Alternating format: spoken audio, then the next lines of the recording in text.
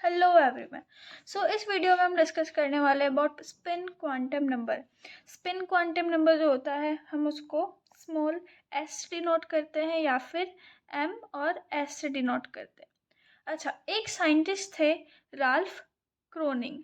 जो Ralph क्रोनिंग scientist थे उन्होंने सबसे पहले ये डिस्कस किया या ये बताया कि जो इलेक्ट्रॉन होता है वो अपनी एक्सिस पे रोटेट करता है। सबसे पहले ये चीज़ किसने बताई थी? राल्फ क्रोनिंग ने। तो जब राल्फ क्रोनिंग पाउली और हाइजेनबर्ग के पास गए तो पाउली और हाइजेनबर्ग ने इस थ्योरी को उनकी राल्फ क्रोनी की जो ये थ्योरी थी कि स्पिन इलेक्ट्रॉन अपनी एक्सिस पे स्पिन करता है, इस थ्योरी को उन्होंने बहुत बुरी तरीके से नकार दिया। क्यों? क्योंकि उन्होंने कोई भी एक्सपेरिमेंटल बात नहीं की थी, वो क्या बात कर रहे थे? ओनली इमेजिनरी बात कर रहे थे। तो इस थ्योरी को किसने फेल कर दिया था? पाउली और हाइजेनबर्ग ने, क्योंकि इमेजिनरी थ्योरी थी और इमेजिनेशंस कोई भी डिनोट नहीं करता, ये मानता नहीं है। तो फिर उसके बाद आए तो आ गया राल्फ क्रोनिंग को गुस्सा और उन्होंने इस बारे में नहीं बताया किसी को भी या अपनी थ्योरी को एक जनरलाइज्ड या फिर नहीं बताया हम लोगों को पूरा तरीके से। उसके बाद आए थे अनब्लेक एंड गॉड स्मिथ। उनके बाद क्या आए थे? Anblake and Godsmith. Godsmith और अनब्लेक ने क्या बताया? उन्होंने बताया कि इलेक्ट्रॉन जो होता है वो अपनी एक्सिस पे रोटेट करता है। अब एक्सिस पे रोटेट करेगा तो कैसे करेगा? एक्सिस पे रोटेट करेगा या तो वो क्लॉकवाइज रोटेट करेगा या फिर वो एंटी क्लॉकवाइज रोटेट करेगा। ओके, तो इलेक्ट्रॉन अपनी एक्सिस पे रोटेट करता है कैसे? या तो क्लॉकवाइज या फिर एंटी क्लॉकवाइज। अच्छा, आप देखेंगे कि जो स्पिन अप, दो तरीके से स्पिन अप मान सकते हैं, स्पिन अप या स्पिन डाउन। ठीक है। अच्छा, प्लस हाफ और माइनस हाफ में इलेक्ट्रॉन की स्पिन को माना गया है। अब ये वाला माइनस हाफ भी हो सकता है और ये वाला प्लस हाफ भी हो सकता है। दोनों के लिए आप सेम स्पिन काउंट नहीं कर सकते, आपको बस ये ध्यान रखना है। ठीक है, तो इतना सही आपके पास स्पिन क्वांटम नंबर था। कि स्पिन क्वांटम नंबर था वो किसने बताया था? अनब्लैक ने बताया था और गॉडस्मिथ ने बताया था। राल्फ क्रोनिंग का नाम क्यों नहीं आया? उन्होंने सबसे पहले बताया, उसके बावजूद उनका नाम नहीं आया है। क्यों? क्योंकि उन्होंने अपनी थ्योरी को दिया ही नहीं था, हमें बताया ही नहीं था। फिर उसके बाद इलेक्ट्रॉन जो होता है वो रोटेट करता है ऑन देयर ओन एक्सिस, और क्या? क्लॉकवाइज और एंटी क्लॉकवाइज ये रोटेट करता है। यहाँ पे हमारे चारों क्वांटम नंबर खत्म हो गए। नेक्स्ट टॉपिक है हमारा पाउली एक्सक्लूजन प्रिंसिपल। पाउली क्या बोला था? पाउली ने बताया कि एक ऑर्बिटल में ओनली 2 इलेक्ट्रॉन्स रह सकते हैं। One orbital have only 2 electrons. कौन बताया था ये बताए थे पाउली। उन्होंने बोला एक ऑर्बिटल में 2 इलेक्ट्रॉन रह सकते हैं। कैसे? उन ऑर्बिटल के लिए जो दो उस ऑर्बिटल के लिए जिसमें 2 इलेक्ट्रॉन रह रहे हैं, कभी भी चारों क्वांटम नंबर सेम नहीं हो सकते हैं। अब ये देखेंगे हम कैसे। अच्छा, जो हीलियम है उसके पास 2 इलेक्ट्रॉन होते हैं, 1s2 इसका इलेक्ट्रॉनिक कॉन्फ़िगरेशन होता है। आप देखेंगे स्पिन अप और स्पिन डाउन के लिए n की वैल्यू क्या होगी? इसके लिए 1, इसके लिए भी 1। l की वैल्यू क्या होती है? s के लिए हमने बताया था l इज इक्वल टू 0, तो आप s कंसिडर करते हैं तो 0 एंड 0। ओके, m की वैल्यू क्या होगी? m की वैल्यू इसके लिए क्या होती है? हमने देखा था m is equal to s orbital के लिए 0। ठीक है, s यानी कि इलेक्ट्रॉन की स्पिन दोनों के लिए अलग अलग होगी, spin up and spin down. That means plus half and minus half. तो ये सेम है, ये सेम है, ये सेम है, but spin quantum number same नहीं है। दैट मीन्स किन्हीं भी 2 इलेक्ट्रॉन के लिए चारों क्वांटम नंबर इक्वल नहीं हो सकती है। इसीलिए इनको क्या कैसे डिनोट किया गया है? स्पिन अप और स्पिन डाउन में इनको डिनोट किया गया है रिपल्सन के रीजन की वजह से। एक ऑर्बिटल में 2 इलेक्ट्रॉन ही रह सकते हैं, ये बोला था पाउली ने। नेक्स्ट आपके पास रूल आता है n+l रूल। n+l रूल के अकॉर्डिंग ये कौन दिया था? n+l रूल ये अफबाउ का रूल है।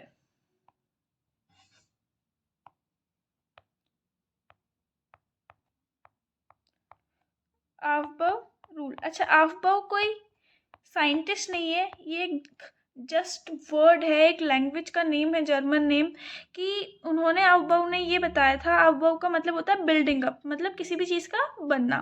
तो आउबाउ रूल में बहुत सारे रूल्स आएंगे, 3 रूल्स आएंगे मेनली। सबसे पहले आया N+L का रूल। N+L का रूल क्या बताता है?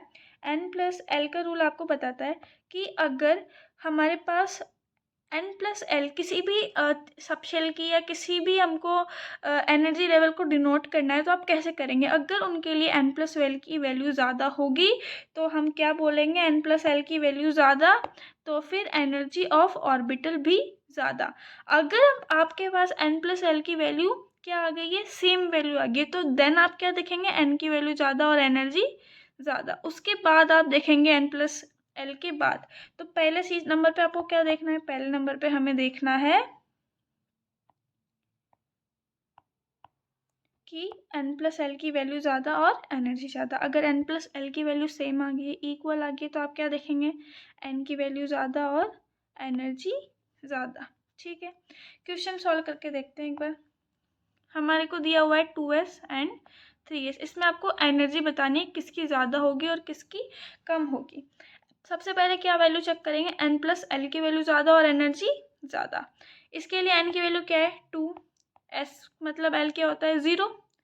इसके लिए N की value 3, S means 0, that means 2 and 3। तो N+L की वैल्यू ज़्यादा और एनर्जी ज़्यादा, तो किसकी वैल्यू ज़्यादा हो जाएगी? 3s की वैल्यू ज़्यादा हो जाएगी, एनर्जी ज़्यादा हो जाएगी। फिर देखेंगे 2p और 4s के लिए।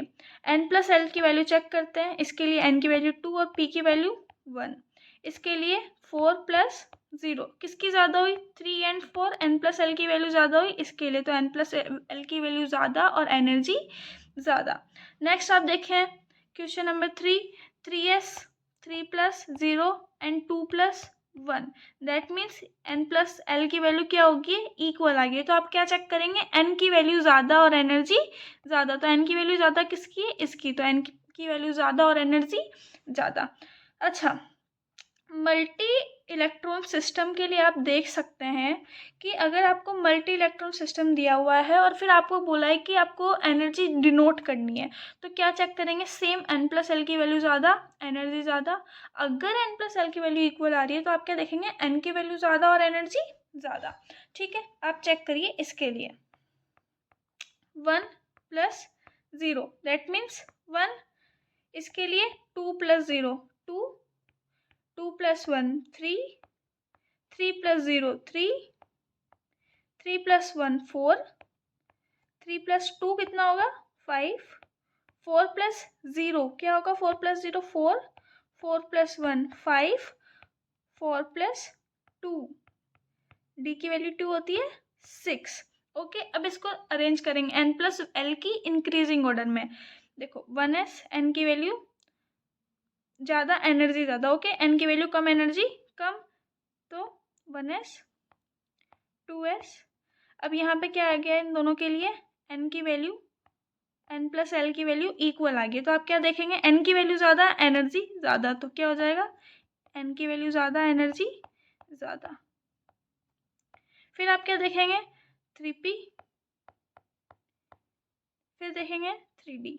उसके बाद 4s 4p में क्या हो गया? 4s 4p और क्या हो जाएगा? 4d। तो क्या हो गया? 1s 2s 2p 3s 3p। अब देखो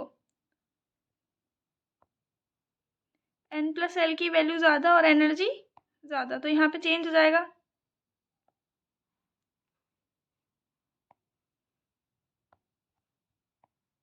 फोर एस और 3d। ठीक है, तो इसकी अकॉर्डिंग हमारा एनर्जी का जो लेवल होगा वो ये होगा। ठीक है, अब देखेंगे सिंगल इलेक्ट्रॉन सिस्टम के लिए। ये हमने किसके बारे में बात की थी? ये हमने बात की थी मल्टी इलेक्ट्रॉन सिस्टम के लिए। अब हम बात करेंगे सिंगल इलेक्ट्रॉन सिस्टम के लिए। दैट मीन्स हाइड्रोजन को आप सिंगल इलेक्ट्रॉन सिस्टम बोल सकते हैं। जब आप हाइड्रोजन के लिए एनर्जी का ऑर्डर देखेंगे तो आप क्या देखेंगे? हाइड्रोजन के लिए कि एनर्जी की वैल्यू N+L की वैल्यू से